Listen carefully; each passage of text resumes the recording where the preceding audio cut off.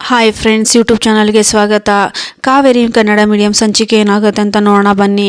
ಶುರುವಿನಲ್ಲಿ ರವಿ ಮತ್ತು ಕಾವೇರಿ ಇಬ್ಬರು ಕೂಡ ಮಾತಾಡ್ತಾ ಇರ್ತಾರೆ. ನಾನು ನಿನ್ನ ಮೇಲೆ ಕೋಪ ಮಾಡಿಕೊಂಡು ಎಷ್ಟೇ ರೇಗಾಡಿದ್ರು ಕೂಡ ಅದನ್ನೆಲ್ಲ ಮನಸ್ಸಿಗೆ ಹಚ್ಕೊಳ್ದೆ ನನಗೆ ಒಳ್ಳೆ ರೀತಿಯಿಂದ ನೀನು ಮನೆಯಲ್ಲೆಲ್ಲ ನಾನು ಮದುವೆ ಆಗಿರೋ ವಿಷಯನ ಒಳ್ಳೆ ರೀತಿಯಿಂದ ತಿಳಿಸಿದೀಯಾ. ಅದರಿಂದ ಎಲ್ಲರೂ ಕೂಡ ಮನೆಯಲ್ಲಿ ಖುಷಿಯಾಗಿದ್ದಾರೆ, ನಾನು ಕೂಡ ಖುಷಿಯಾಗಿದ್ದೀನಿ. ನೀನೇನು ಮನಸ್ಸಿಗೆ ಹಚ್ಕೊಳ್ದೆ ನನಗೆ ಹೆಲ್ಪ್ ಮಾಡಿದೆ ಅಲ್ಲ ನನಗೆ ಕಾವೇರಿ, ನಾನು ಯಾವ ಥರ ನಿನಗೆ ಧನ್ಯವಾದ ತಿಳಿಸ್ಬೇಕಂತ ಗೊತ್ತಾಗ್ತಾ ಇಲ್ಲ ಅಂತ ಹೇಳಿದಾಗ ಹಾಗೆಲ್ಲ ಮಾತಾಡಬೇಡಿ ಅಂತ ಹೇಳ್ಬಿಟ್ಟು ಕಾವೇರಿ ಹೇಳ್ತಾಳೆ.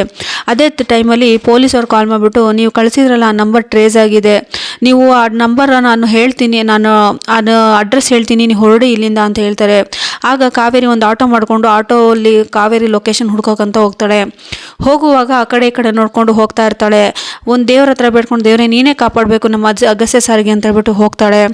ಹೋಗೋ ಮುಂಚೆನೇ ಆ ಕಾವೇರಿಗೆ ಮತ್ತೆ ಪೊಲೀಸರು ಫೋನ್ ಮಾಡಿಬಿಟ್ಟು, ನೋಡಮ್ಮ ಲೊಕೇಶನ್ ಸಿಕ್ಕಿದೆ, ನಿಮ್ಮ ಲೈವ್ ಲೊಕೇಶನ್ ಕಳಿಸಿ, ನಾನು ಅದನ್ನು ಹೇಗೆ ಹೋಗಬೇಕು, ಯಾವ ದಾರಿ ಹೋಗಬೇಕು ಅಂತ ಹೇಳ್ಬಿಟ್ಟು ನಾನು ಹೇಳ್ತಾ ಇರ್ತೀನಿ, ಆ ಥರನೇ ಹೋಗಿ ಅಂತ ಹೇಳ್ಬಿಟ್ಟು ಪೊಲೀಸರು ಹೇಳ್ತಾರೆ.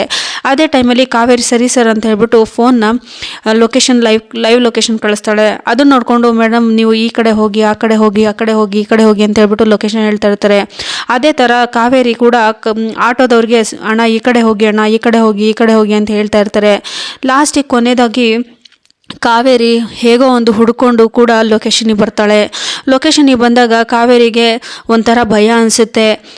ನೋಡಮ್ಮ, ಇನ್ನು ಮುಂದೆ ನಿನ್ನ ಬಿಟ್ಟಿದ್ದು ಈಗ ಲೊಕೇಶನ್ ಅಲ್ಲೇ ಕೂಡ ಹೆಂಡಾಗಿದೆ, ನೀನೇ ಇನ್ಮೇಲೆ ಹುಡುಕ್ಬೇಕು ಅಂತ ಹೇಳಿದಾಗ, ಆಗ ಸರ್ ಆಯಿತು ಸರ್, ಇನ್ನೇನಾದರೂ ನಮಗೆ ನಿಮ್ಮ ಕಡೆಯಿಂದ ಸಹಾಯ ಬೇಕು ಅಂದರೆ ನಾನು ಕಾಲ್ ಮಾಡ್ತೀನಿ, ಆಗ ನಾನು ಮಾತಾಡ್ತೀನಿ ಅಂತ ಹೇಳಿದಾಗ, ಸರಿ ಆಯಿತು ಅಂತ ಹೇಳ್ಬಿಟ್ಟು ಪೊಲೀಸರು ಫೋನ್ ಕಟ್ ಮಾಡ್ತಾರೆ. ಇನ್ನೊಂದು ಕಡೆ ಕಾವೇರಿ ಆಟೋ ಎಳೆದ್ಬಿಟ್ಟು, ಅಣ್ಣ ನನಗೊಂದು ಹೆಲ್ಪ್ ಮಾಡ್ತೀರಾ ಅಂತ ಹೇಳ್ತಾಳೆ. ಆಗ ಏನಮ್ಮ ಅಂದಾಗ ಎಲ್ಲ ಕೂಡ ನಡೆದಿರೋ ವಿಷಯ ಎಲ್ಲ ಹೇಳ್ತಾಳೆ.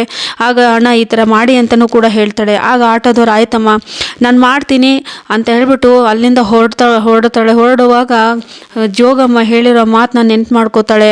ಈ ಥರ ನೀನು ಎಲ್ಲಿ ಕಳ್ಕೊಂಡಿದ್ಯೋ ಮುತ್ತು, ಅಲ್ಲೇ ಹುಡುಕ್ಬೇಕು, ಅಲ್ಲೇ ಸಿಗೋದು ಮಾಣಿಕ್ಯ ಅಂತ ಹೇಳಿದಾಗ ಅದೇ ನೆನ್ಪು ಮಾಡ್ಕೊಂಡು ಹೋಗ್ತಾ ಇರ್ತಾಳೆ. ದೇವ್ರನ್ನ ಕೈ ಮುಡ್ಕೊಂಡು ಹೋಗುವಾಗ ಅಲ್ಲಿ ಒಂದು ಗೋಡನ್ ಕಾಣಿಸುತ್ತೆ. ಆ ಗೋಡನಲ್ಲಿ ಬಗ್ಗಿ ನೋಡಿದಾಗ ಅರ್ಧ ಬಾಗಿಲು ಹಾಕಿರುತ್ತೆ, ಅಲ್ಲಿ ಬಗ್ಗಿ ನೋಡಿದಾಗ ಅಗಸ್ಯ ಅವನು ಕೈ ಕಟ್ಕೊಂಡು ಫುಲ್ಲು ಜ್ಞಾನ ಇಲ್ದಿರೋ ಥರ ಒಂದು ಕಬ್ಬಿಣದ ಒಂದು ರಾಡ್ ಬಾಕ್ಸಲ್ಲಿ ಕೂತಿರ್ತಾನೆ. ಅಲ್ಲಿ ಅಕ್ಕಪಕ್ಕ ರೌಡಿಗಳು ಕೂಡ ಒಬ್ಬರು ಕೂತಿರ್ತಾರೆ, ಒಬ್ಬರು ಮಲಗಿರ್ತಾರೆ, ಎಲ್ಲರೂ ಕೂಡ ಸುತ್ತಮುತ್ತ ಇರ್ತಾರೆ.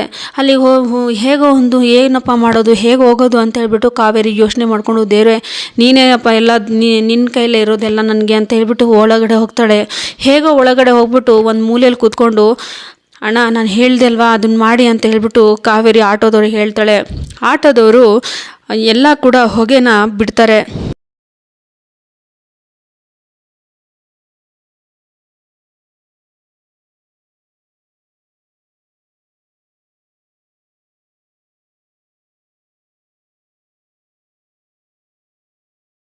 ಆಗ ಕಾವೇರಿ ಆ ಕಡೆ ಈ ಕಡೆ ನೋಡ್ಬಿಟ್ಟು ಹೇಗೋ ಅವ್ರು ಆಟೋದವ್ರಿಗೆ ಫೋನ್ ಮಾಡಿಬಿಟ್ಟು, ಅಣ್ಣ ಈ ಥರ ಮಾಡಿ ಅಂತ ಹೇಳ್ತಾಳೆ.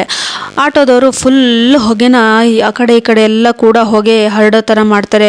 ಯಾರ ಕಣ್ಣಿಗೂ ಕಾಣಿಸ್ತಾ ಇರೋ ಥರ ಹೊಗೆನ ಸ್ಪ್ರೆಡ್ ಮಾಡ್ತಾರೆ, ಒಬ್ರಿಗೊಬ್ರು ಕಾಣಿಸೋದೇ ಇಲ್ಲ. ಆ ಹೊಗೆಯಲ್ಲಿ ಕಾವೇರಿ ಅಗಸ್ಯ ಇರೋ ಪ್ಲೇಸಲ್ಲಿ ಹೋಗ್ಬಿಟ್ಟು ಅಗಸ್ಯನ ಕೈ ಬಿಡಿಸ್ತಾ ಇರ್ತಾಳೆ. ಅದನ್ನು ಅಗಸ್ಯ ಎಚ್ಚರ ಇಲ್ಲದೆ ಇರೋ ಥರ ಕೂತಿರ್ತಾರೆ. ಆದರೆ ರೌಡಿಗಳು ಟಾರ್ಚ್ ಹಾಕ್ಕೊಂಡು ಆ ಕಡೆ ಈ ಕಡೆ ನೋಡ್ತಾ ಇರ್ತಾರೆ. ನೋಡಿದಾಗ ಯಾರೂ ಕೂಡ ಕಾಣಿಸ್ತಾ ಇರಲ್ಲ. ಹೇಗೆ ಹೊಗೆ ಬಂತು ಏನು ಅಂತ ಹೇಳ್ಬಿಟ್ಟು ಎಲ್ರಿಗೊಬ್ರು ಕಿಡಿಸ್ತಾ ಇರ್ತಾರೆ. ಆದರೆ ಇವರು ಕಾವೇರಿ ಅಲ್ಲಿ ಹೇಗೋ ಒಂದು ಮಾಡಿ ಅಗಸ್ಯನ ಬಿಡಿಸ್ತಾ ಇರ್ತಾಳೆ. ನೋಡೋಣ ಫ್ರೆಂಡ್ಸ್, ಅಗಸ್ಯನ ಕರ್ಕೊಂಡು ಹೋಗ್ತಾಳ, ರೌಡಿಗಳಿಗೆ ಹೊಡೆದ್ಬಿಟ್ಟು ಹೇಗೋ ಒಂದು ಮಾಡಿ ಕರ್ಕೊಂಡು ಹೋಗ್ತಾಳ, ಇಲ್ಲ ಕಾವೇರಿ ಕೂಡ ಸಿಕ್ಕಾಕೊಳ್ತಾಳ, ಕಾವೇರಿಗೂ ಲಾಕ್ ಮಾಡ್ತಾರ.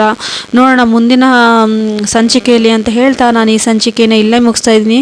ಎಲ್ಲರಿಗೂ ಧನ್ಯವಾದಗಳು.